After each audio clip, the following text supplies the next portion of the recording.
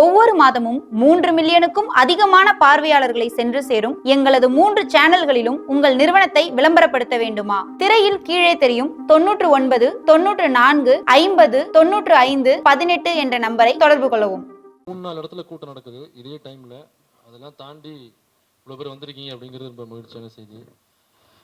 இந்த கூட்டத்துக்கு விஜய் பெண்கள் பாதுகாவலரா விஜய் அப்படின்னு தலைப்பு வைக்கும் பொழுதே ஒரு தோழர் வந்து கேள்வி எழுப்புனாங்கன்னு சொன்னாங்க ரவுத்ரா. அந்த தோழர் எனக்கும் தெரிஞ்ச தோழர் தான். அந்த கேள்வி வந்து உண்மையிலேயே ரொம்ப நியாயமான கேள்வி. இது ஆக்சுவலாக தலைப்பு எப்படி வச்சிருக்கணும்னா, பெண்களின் காவலர் விஜய் இல்லை அப்படின்னு தான் வச்சிருக்கணும். அப்படி வச்சா அது கலந்துரையாடலாம் இருக்காது அப்படிங்கிறதுக்காக தான் அது கொஷின் மார்க் போட்டிருக்கோம், வேற ஒன்றும் கிடையாது. இப்போ விஜய்க்கு மட்டும் இல்லை, எந்த ஒரு ஆணுமே பெண்களுக்கு பாதுகாவலராக இருக்க முடியாது. அதை ரவுத்ராவை சொன்னாங்க. அது பாதுகாப்பு அரண் வேணா ஏற்படுத்தி தர்றது மாதிரி ஒரு தோற்றத்தை வேணா கொடுக்கலாம் பெண்களுக்கு. பாதுகாப்பு அரணை ஏற்படுத்தி தர்றது மாதிரியான தோற்றத்தை ஏன் ஆண் கொடுக்குறான் அப்படின்னா, இது யூஎஸ் வந்து எப்பவுமே பண்ணும். ஒரு நாட்டுக்கு நான் பாதுகாப்பு அரணா வரேன் அப்படின்னு மிலிட்டரியை உள்ள அனுப்புவான், அந்த நாட்டுக்கு நான் தான் பாதுகாவலர் அப்படின்னு. அதுக்கப்புறம் என்ன பண்ணுவான்னு உங்களுக்கே தெரியும், வலிச்சு சுரண்டி தின்றுவான். அந்த மாதிரி தான் ஒரு ஆண் வந்து பெண்ணுக்கு பாதுகாப்பாரனை தர்றேன் அப்படிங்கிற ஒரு தோரணையும் அந்த பெண்ணை வந்து சுரண்டுவதற்காக தான் பயன்படுமே தவிர அது விடுதலைக்காக உண்மையிலேயே பாதுகாப்பானாக்கா அது பாதுகாப்பு கிடையாது. அதனால அந்த அந்த கொஸ்டினுக்கான ஆன்சர் அவ்வளோதான். ரெண்டாவது, பெண்களுக்கான பாதுகாவலர் விஜய் இல்லை அப்படின்னா அவங்க வீட்டில் உள்ள 2 பெண்கள் பிரச்சனை போயிட்டு இருக்கோம். அது பர்சனல் விஷயம், பேசலாம் பேசக்கூடாது, அதெல்லாம் நம்ம கலந்துரையாடுவோம். நீங்கள் கேள்வியில கேளுங்க, எந்த கேள்வியா இருந்தாலும் நீங்க கேளுங்க, பதில் சொல்றதுக்கு இந்திரகுமாரும் சேகுவராவும் தயாரா இருக்காங்க. நீங்க தாங்க சிறப்பு அழைப்பாளர். நாங்க வந்து ஒன்லி நோக்க உரை மட்டும்தான். அதனால நீங்க எப்படி குறுக்க பூந்து கேள்வி கேட்டாலும் தயாரா இந்த பிறகு புத்தகம்லாம் இன்னும் நோட்ஸ் எடுத்துட்டு தான் இருக்காப்ல. அதனால நீங்க எப்படி வேணாலும் எப்படி எந்த சைட்ல இருந்தாலும் நீங்க அட்டாக் பண்ணலாம். நஜக் முஜக் பஜக்னு அவர் பதில் சொல்றதுக்கு அவர் தயாராக இருக்கிறார். அதனால் பெண்களுடைய பாதுகாவலர் விஜய் இல்லை அப்படின்னு ஏன் சொல்கிறோன்னா, ஏன்னா இப்போ நீங்கள் நிறைய பைட்ஸ்லாம் பார்த்துருப்பீங்க. அவருடைய கூட்டம் முடிஞ்சு வரும் பொழுது குறிப்பாக சில பெண்களே வந்து பேசுகிறது மாதிரினா பைட்டுகள் வரும். இவ்வளோ அக்கா தங்கச்சிகள் இருக்கோம், நாங்கள் பொண்டாட்டியெல்லாம் இருந்துட்டு போவோம் அப்படின்லாம் ஒரு பொண்ணு சொன்னுச்சு. அது நிறைய வீடியோலையும் பேசிட்டேன், கூட்டத்துலையும் பேசிட்டேன். நேற்று கூட கூட்டத்தில் ரவுத்ராவும் அதை பற்றி பேசியிருக்காங்க. எனக்கு இது புரியவே இல்லை. என்ன இந்த அக்கா தங்கச்சி உறவு முறை அப்படிங்கிறத இப்படி ஒரு உறவு முறையோட கனெக்ட் பண்ணி இருக்கிறதுங்கிறது நம்மளுடைய வழக்கத்தில் கிடையாது. வேற எங்கேயாவது இருக்கா இல்லையாங்கிறது நம்ம தெரியல. எனக்கு தெரிஞ்சு பெரும்பாலும் அப்படி இல்லை, நம்மளுடைய சமூகத்தில் அப்படி இல்லை. அப்போ யாரையாவது திட்டணும்னா கூட அந்த அக்கா தங்கச்சியை வந்து அப்படி நம்ம உறவு முறை வச்சு யாரையும் திட்டக்கூட மாட்டோம். ஆனால் ஒரு ரசிகை அல்லது அந்த கட்சியினுடைய ஆதரவாளர்னு சொல்லிக்கிற பொண்ணு போகிற போக்கில் நாங்கள் அக்கா தங்கச்சி இருக்கோம், தேவைப்பட்டால் நாங்கள் பொண்டாட்டியான இருந்துட்டு போகிறோம் அப்படின்னாக்கா இது என்ன மனநிலை? இது என்னவா இருக்கும்? இது எப்படி சரி பண்ணுறது இந்த பைத்தியங்களை? நமக்கு வேற தமிழ்நாட்டில் வேற மனநல மருத்துவம் ரொம்ப கம்மியாக தான் இருக்குன்னு நினைக்கிறேன். அதான் இப்போ சிஎம் கூட இதில் சொல்லியிருக்காருன்னு நினைக்கிறேன்ல, மனநல மருத்துவமனைகளை அதிகப்படுத்த வேண்டும் அப்படின்னு சொல்லியிருக்கிறதா கேள்விப்பட்டேன். ஒரு மேலே இதெல்லாம் பார்த்துட்டு தான் முடிவுக்கு வந்திருப்பாருன்னு நினைக்கிறேன் சிஎம். மனநல மருத்துவமனைகள் கம்மியாக இருக்குது, அதை அதிகப்படுத்தி ஆகணும் அப்படின்னு. அப்போ இன்னும் சில பெண்களை பார்த்தீங்கன்னாக்கா ஒரு குழந்தை, ஒரு 1.5-2 வயசு குழந்தை இருக்கும், அதை தூக்கிட்டு வந்து என் குழந்தையை விட எனக்கு விஜயை தான் ரொம்ப பிடிக்கும் அப்படின்னு ஒரு அம்மா சொல்லுது. இன்னொரு அம்மா என்ன சொல்லுதுனாக்கா, என் புருஷனை விட எனக்கு விஜயை தான் ரொம்ப பிடிக்கும் அப்படிங்குது. இது என்னடா, அது இப்படியே போயிட்டு இருந்தா என்னதான் இருந்தது? அப்போ ஊருக்கு ஒன்றும் இல்லை, தெருவுக்கு ஒரு மனநல மருத்துவமனை வைக்கணும் போல் இருக்கு, வீட்டுக்கு ஒன்று வச்சாகணும் போல் இருக்கு அப்படின்ற மாதிரி. இது ஆக்சுவலாக என்னன்னாக்கா, இது உண்மையிலேயே பெண்களுடைய மனநிலையா அப்படின்னாக்கா இல்லை. பெரும்பான்மை பெண்களுடைய அல்லது விஜயை ஆதரிக்கின்ற பெரும்பான்மை பெண்களுடைய மனநிலையானாக்கா இல்லை. இது ஆக்சுவலி டூல் கிட்னு சொல்லுவாங்க. இது நீங்கள் இந்த விஷயம் அவங்க அந்த நடிகை த்ரிஷாவை கூப்பிட்டு வெளில வந்தவனையே பெருசாக பூகம்பம் அடிச்சிச்சு. அந்த கட்சியினுடைய ஆதரவாளராக இருந்த பல இடிகளே காரி துப்பி பேசிக்கிட்டு இருந்தது. அந்த கட்சியில் உள்ள கேடஸே வந்து முட்டு கொடுக்க முடியாமல் ஓடி போனது. இதுக்கெல்லாம் ஆதாரம் நாம் மட்டும் இல்லை, அண்ணன் சமுத்திரக்கனி அவர்கள் பேசிய வீடியோ இப்போ வைரலாக இருந்தது. ஆக்சுவலாக அந்த வீடியோவை யாரும் ஷேர் பண்ணியிருக்க கூடாது. முதல்ல ஷேர் பண்ணவங்களுடைய தவறு. ஏன்னா அது தனிப்பட்ட முறையில் பேசிகிட்டு இருக்காரு. அது ஒரு ப்ரெஸ் ரிலீஸோ அல்லது ப்ரெஸ் மீட்டோ அல்லது அவருடைய வீடியோ, அவர் லைவாக பேசி இந்த வீடியோ போஸ்ட் பண்ணுங்க அப்படின்னு கொடுத்த வீடியோவே இல்லை. அவர் தனிப்பட்ட முறையில் 2-3 நபரோட பேசிகிட்டு இருக்கும் பொழுது அவருக்கு தெரியாமல் ஒருத்தர் ரெக்கார்ட் பண்ணிட்டார். ஒரு ஃபோட்டோ எடுக்கிறதுக்காக ஃபோன் எடுத்திருக்காரு. அவர் வாய் ஆன் பண்ணோன்னே ஒரு ஃபோன் ஆன் பண்ணிட்டாரு. அண்ணனுக்கு தெரியாமல் அவர் பேசிட்டார். எடுக்க மாட்டாங்கன்ற நம்பிக்கையில் அவர் எடுத்திருக்காரு. நம்ம ஆளுங்க கொடுத்தா அவங்களுக்கு தெரியுமே, ஒரு பிரபலம் ஏதோ ஒன்று பேசிட்டாங்கனாக்கா உடனடியாக அடுத்து அதை வைரல் பண்ணி அதை பார்த்து குசிப்படுறது. அப்படியாக தான் அது வைரல் ஆயிருக்கு. அதனால தான் அந்த வீடியோவை நான் எங்கேயும் ஷேர் பண்ணவும் இல்லை, போஸ்ட் பண்ணவும் இல்லை. ஆனால் வீடியோ போட்டேன், அது வேற விஷயம். இல்லை, அது எனக்கா எல்லா சேனல்லையும் பப்ளிஷ் ஆயிடுச்சுனாக்கா நம்ம தாராளமாக அதை பற்றி பேசலாம். முதல்ல போட்டவருடைய தவறு இது, போடக்கூடாது. அப்போ அதில் இன்னும் கவனிக்க வேண்டிய விஷயம் என்னன்னாக்கா, அவர் பேசின கண்டென்ட் சரி. அவர் பேசுன என்னன்னாக்கா, என்னங்க இந்த மாதிரிலாம் இதுக்கு, இது யாரை பழிவாங்க நீ உள்ள கூட்டு வர, இது என்ன இது, இதெல்லாம் சரியா முதல்ல கட்சியில் உள்ள நிர்வாகிகளை முட்டு கொடுக்க முடியலன்னு சொல்லி ஓடிக்கிட்டு இருக்காங்க அப்படிங்கிறது. இப்போ சமுத்திரக்கணியனோட வீடியோ, அந்த வீடியோ வரலன்னாக்கா, சமுத்திரக்கணியன் எங்கேயாவது வரும்பொழுது பிரஸ் மீட்ல போயிட்டு கேள்வி கேட்கறாங்கனாக்கா அதுக்கு பதில் சொல்ல மாட்டார், அது கடந்து போயிடுவார். ஏங்க அதெல்லாம் பர்சனல் விஷயங்க, அதெல்லாம் பேச தேவையில்லைங்க, வேற ஏதாவது கேள்வி தான் கேளுங்க அப்படின்னு சொல்லிட்டு கடந்து போயிடுவார். ஆனா உள்ளுக்குள்ள எல்லோருக்குமே ஒரு ஒப்பீனியன் இருக்கும்.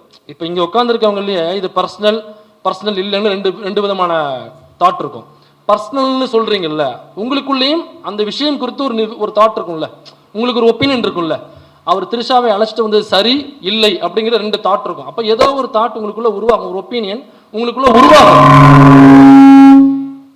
அந்த ஒப்பீனியனை நான் சொல்றேன்னா இல்லையாங்கிறதான் அது பர்சனல். அப்படிங்கிற பட்சத்தில் நான் அதை எனக்குள்ள டிஸ்கஸ் பண்ணிப்பேன், என் வீட்டில் உட்காந்து டிஸ்கஸ் பண்ணுவேன், என்னுடைய கலீக் கூட உட்காந்து டிஸ்கஸ் பண்ணுவேன், ஃப்ரெண்ட்ஸ் கூட டிஸ்கஸ் பண்ணுவாங்கிறது வேற.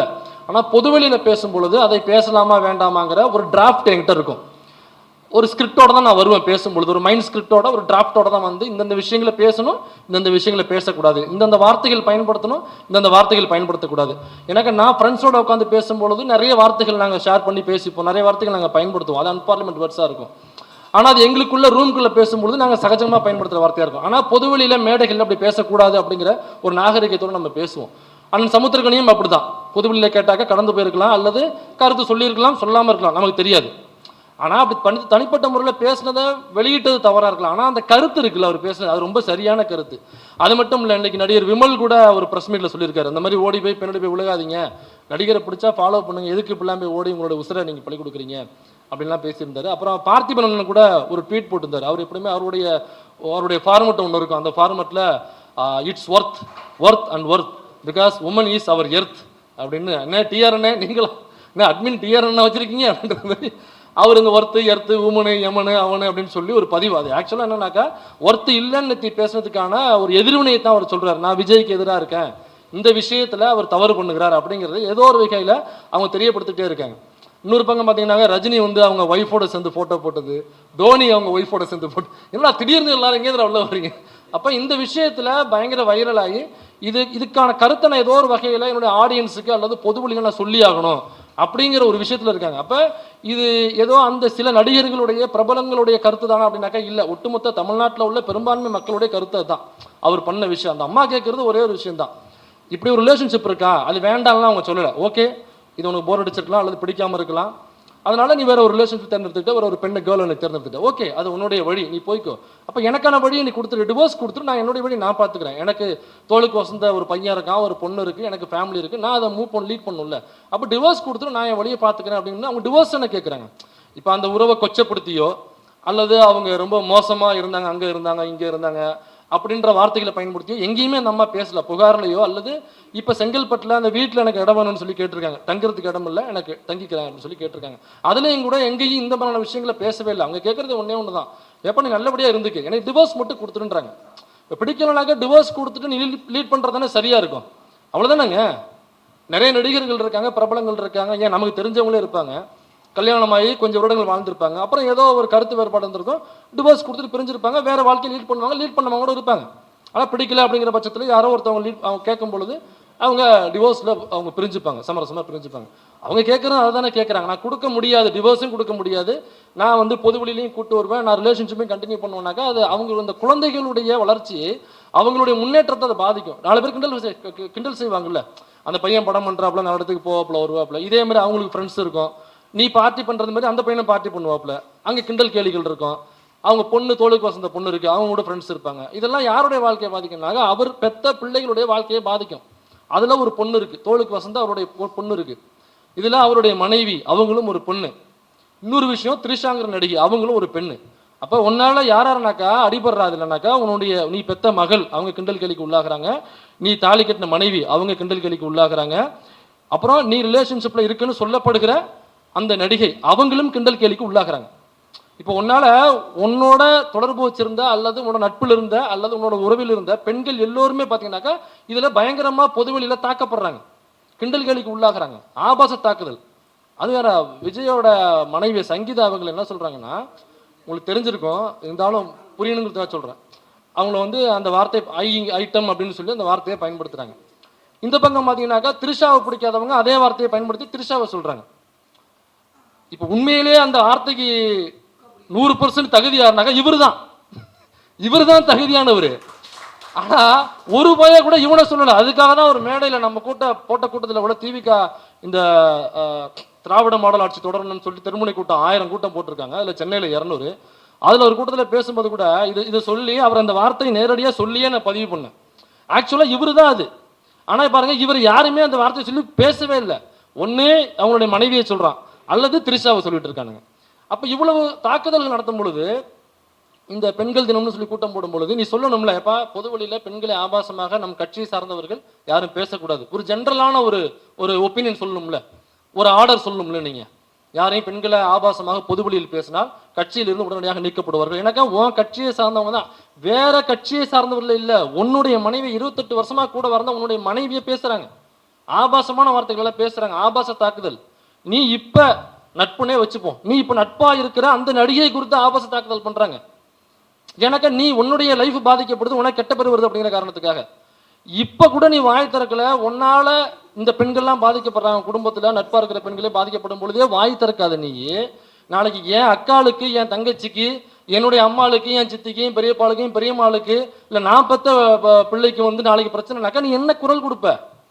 உன் கட்சிக்காரன் உன்னுடைய ஹார்ட் கோர் தொண்டன் ஒருத்தவன், உனக்காக தொண்டையை எடுத்துக்கக்கூடிய தொண்டன் ஒருத்தவன் எங்க வீட்டில் உள்ள பெண்களை இப்படி ஆபாச தாக்குதல் பண்ணிட்டான், அல்லது பொதுவெளியில் போகும்போது ஏதோ பொறுக்கித்தனம் பண்ணிட்டான், உன்னைய மாதிரியே ஒரு பொறுக்கித்தனம் பண்ணிட்டான். இப்போ நீ ஆட்சியில் இருக்குன்னு வச்சுங்க, சும்மா கற்பனையா மசத்துங்க ஆயிட்டாருன்னு வச்சுப்போம், நீ எப்படி ஆக்ஷன் எடுப்ப? எனக்கு அவனால உனக்கு முட்டு கொடுக்கறதுக்கான நபர் அவன், நீ என்ன பண்ணாலும் முட்டு கொடுப்பான். அப்போ அவன் மேலே கேஸ் போட்டாக்கா உனக்கு முட்டு கொடுக்குற ஆட்கள் கம்மியாவாங்க இல்லையா? அப்போ அதனால தானே இப்போ நீ ஆக்ஷன் எடுக்க மாட்டேங்கிற. அப்போ நாளைக்கு நீ ஆட்சிக்கு வந்தாலும் அதானே இப்போ நடக்கும். அப்புறம் எப்படி இங்கே உள்ள பெண்களுக்கு பாதுகாப்பு கிடைக்கும்? என்னுடைய கொஸ்டின் ஒன்னே ஒன்று தான், இதுதான் என்னுடைய கேள்வி, திரும்ப திரும்ப கேட்கறது தான். இந்த தலைப்பு வச்சதுக்கான காரணமும் தான். இதில் நிறைய பேர்கிட்ட என்னன்னாக்கா, நம்மை சார்ந்த முற்போக்காக இயங்குறவங்களே வந்து நீங்கள் வந்து அது எப்படி, இது பர்சனல் விஷயம் இல்லை, அது எப்படி நீங்கள் பேச முடியும், அது பர்சனல் விஷயம் இல்லை, எப்படி நீங்கள் பேச முடியும் அப்படின்னு சொல்கிறாங்க. நான் திரும்ப திரும்ப சொல்கிறேன், நான் விஜய் தான் திரும்ப திரும்ப நான் கேள்வி கேட்டேன். நான் திரிஷாவை கேள்வி கேட்கவே இல்லை, நான் கேள்வி கேட்கறது சங்கீதாவுக்கான உரிமை மறுக்கப்படுதுன்னு அவங்க சொல்கிறாங்க. மென்டல் டிசார்டரு, இவன் வந்து ஒரு சைக்கோபாத்து, இவனுடைய உரிமையை மறுத்திருக்கான், வீட்டுக்குள்ள சுதந்திரத்தை மறுத்திருக்கான், எனக்கு இப்போ பாருங்க வீட்டுக்குள்ள தங்க விட கொடுக்க மாட்டேங்கிறான், நீ டிவோர்ஸ் அப்ளிகேஷனை வாபஸ் வாங்கினாங்க வீட்டில் தங்க கொடுக்குறேன் அப்படின்னு தான் சொல்கிறானே தவிர டிவோர்ஸ் கொடுக்குறதுலாம் அவனுக்கு ஏன் கொடுக்க மாட்டேன்? இந்த கேள்விகள் இருக்கு, இதுக்கு பதில் என்ன? ரெண்டாவது, இவ்வளவு பிரச்சனைகள் போகும்போது ஏன் அமைதியாக இருக்காப்புல வச்சு, இதான் என்னுடைய கேள்வியை தவிர திரிஷா கிட்ட என்னுடைய கேள்வியே கிடையாது. அதனால பர்சனல் விஷயம்னாக்கா திரிஷாவுக்கும் விஜய்க்குமான நட்புக்குள்ள அல்லது அந்த உறவுக்குள்ள கேள்வி கேட்டோம்னா ஒரு பர்சனல் சொல்லலாம். நான் அதுக்குள்ள போகவே இல்லை, நான் கேட்குற கேள்வி இவ்வளவுதான். அதனால இந்த டைட்டில் வச்சு தவறு இல்லை. அந்த தோழர் கேட்ட கேள்வி சரிதான். நம்ம ஏன் தலைப்பு வச்சோம்னாக்கா இதுதான் தலைப்பு வச்சிருக்கோம். அதனால இந்த தலைப்புக்கு சிறப்பு அழைப்பாளர்களாக யாரை கூப்பிடலாம் அப்படின்னு யோசிக்கும் பொழுது கண்ணில் அந்த பிளிங்க்னு ஒரு லைட் எரியும்ல பூரி சாலனுக்கு, அந்த மாதிரி நம்ம லைட்டில் வந்து கண்ணில் லைட் எரிஞ்சது. ஒன்று மில்டன், இன்னொன்று சேகுவேரா. மில்டன் வந்து வர முடியாத சூழல். ஆமாம், அதனால எனக்கா இவர் வீடியோ போடும்போது கமெண்ட்ல போய் இவரை மில்டன் வாழ்த்துக்கள்னு சொல்லுவாங்க, மில்டன் வீடியோ போடும்போது இந்திரகுமார் தன்னுடைய வாழ்த்துக்கள்னு சொல்லுவாங்க. அதனால நீங்கள் அந்த படத்துலலாம் இவருக்கு பதில் இவர்னு போடுவாங்க நாடகத்தில், அந்த மாதிரி அவர் வரலனா இவர், இவர் வரலனா அவரு நம்ம போட்டுக்கலாம். ஏன்னா லுக்கும் கிட்டத்தட்ட ஒரே மாதிரி தான் இருக்கும், சைஸும் ஒரே மாதிரி தான் இருப்பாங்க. அதனால வந்து இந்திரகுமார் பேரடியும். ரெண்டாவது சேகுவேரா, இப்போ சமீபத்தில் நிறைய ட்ரால்ஸ் வீடியோஸு, அப்புறம் தாவேக்கா குறித்த சில மர்மமான விஷயங்கள், வெளிவராத தகவல்கள், சில்பா குமாருக்கே தெரியாமல் அவங்க ஆஃபீஸில் என்னென்ன நடக்குது. ஏன்டா சில்பா குமார், உனக்கே தெரியாமல் ஆஃபீஸுக்குள்ள 11:30 மணிக்கு உள்ளே வந்துட்டு வெளில போயிருக்கான்டா, சிசிடிவியை போட்டு பார்த்தா வந்துட்டு போயிருக்கான். ஆமாம், வந்துட்டு போயிருக்கான், இவனுக்கு அப்புறம் தெரியுது. அந்த அளவுக்கு தகவலை வச்சிருக்கிற சேகுவேரா. எனக்கு சில்பா குமார் ஆஃபீஸ்லேயும் ஒரு 4-5 பேர் வேலை பார்க்குறாங்க அவருக்கு தெரிஞ்சு. தகவல் வந்து யாருக்கு போதோ இல்லையோ முதல்ல அவருக்கு வந்துடுது. அதனால இந்த விஷயத்துல சிறப்பு அழைப்பாளர்களாக இவங்க 2 பேர் தான் சரியா இருப்பாங்க அப்படிங்கிறதுக்காக 2 பேரை கூப்பிட்டுருக்கோம். பெண்கள் தினத்துல ஏன் பெண்களை சிறப்பு அழைப்பாளர்ல போடல அப்படிங்கிற கேள்வி நியாயமான கேள்வி. ஆனா இந்த விஷயத்துல அதிகமான கேள்விகளுக்கு பதில் சொல்லணும். ரெண்டாவது அவங்க அப்படின்னா பெண்கள் பதில் சொல்ல மாட்டாங்கன்னு டக்குன்னு கேள்வி வைப்பாங்க. எங்கே போனாலுமே ஒரு 100 கேள்விகளை உள்ள வச்சு தான் நம்ம ஒரு வார்த்தையை சொல்ல வேண்டியதாக இருக்குது. அப்படிலாம் இல்லை. அடுத்தடுத்த கூட்டங்களுக்கு சிறப்பு அழைப்பாளர்கள் பெண்களும் இருப்பார்கள். அதனால இந்த கூட்டத்துக்கு மட்டும் இவர்களை நம்ம சிறப்பு அழைப்பாளராக அழைச்சிருக்கிறோம். அடுத்ததாக ரவுத்ரா தொடர்வார். வாய்ப்பளித்தவருக்கு நன்றி.